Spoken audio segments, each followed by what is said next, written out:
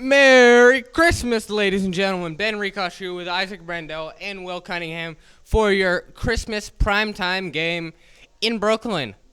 We have the Lakers. We have the Nets. We have brunch. We have family. Christmas has been great in terms of the NBA, in terms of everything. Christmas in the NBA is always one of the best days. We've had some great games. This is going to be a great game, and there will continue to be great games. Some of the GMs around the league have told me that this is the game that they're looking forward to the most this year. Isaac, what's the game that you're looking forward to the most this year, and is it this one? It was this one, and I actually got a chance to speak with the Nets general manager, Sean Marks, earlier, and he said that his guys have been looking forward to this all year. When they saw the schedule come out, they were really looking forward to this. And, what's better than this? Basketball on Christmas? Like, this is great. I mean, you could not ask for anything better. Now, we're looking forward to not only just basketball on Christmas, but the two best teams in basketball on Christmas. The big three in New York, the Bright Lights in New York City, in Brooklyn. I mean, this is just great stuff. I mean, does it get any better than this? Merry Christmas, fellas. I mean, you're right, Isaac. There's a big three of Kevin Durant, Kyrie Irving, James Harden on one team. Now on the other team, there's Russell Westbrook, there's LeBron James, there's Anthony Davis. All six of those players that I just named are all-time greats. Who do you think has the bigger big three, and how have they each performed this season? I mean, obviously, it's way too tough to call if you just look at it. You really have to go into deep thinking. All six of those guys have played out of their minds over the past 3 to 5 years. Russell Westbrook, a huge addition to the Lakers roster this year. Once again, putting up triple-double numbers, highlight reels galore. This year, though, I've noticed he's been attacking the rim a lot more often, getting more drives to the basket than he did in previous seasons. Of course, getting more touches as well, which is surprising considering he's on a team consisting of both LeBron and AD. But, of course, his mid-range shot has been coming back. He's been hitting stroke after stroke, been a huge part of why the Lakers are dominating the Western Conference right now. I would look to see a great performance from Russell Westbrook tonight.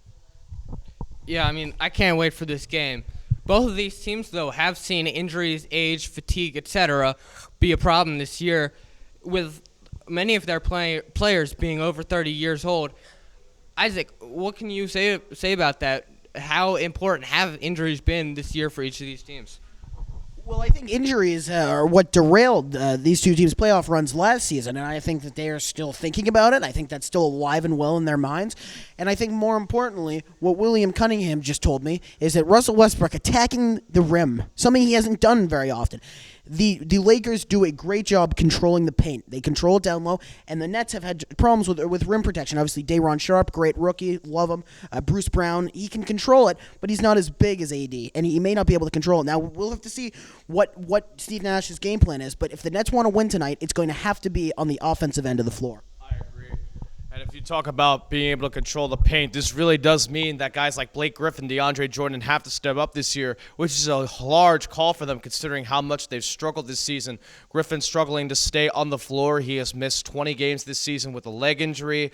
Jordan hasn't been able to do much, averaging just under 10 points a game in a little under 25 minutes of action. Obviously, his body's starting to get derailed.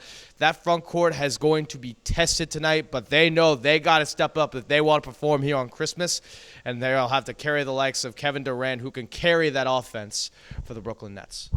Now here's the hot question. Is this a finals matchup? Are these the two teams that will come out of each conference?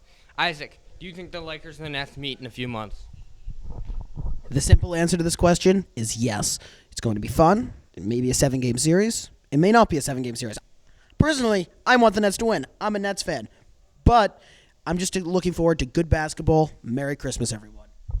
Will, what do you think? Are these the two teams we see fighting for the big spot in the next few months?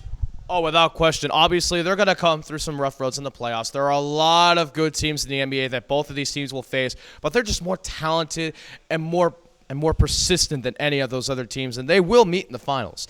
And I bet you we're going to see more games like this, which hopefully will be amazing coming here on Christmas Eve. You know, there you have it, folks.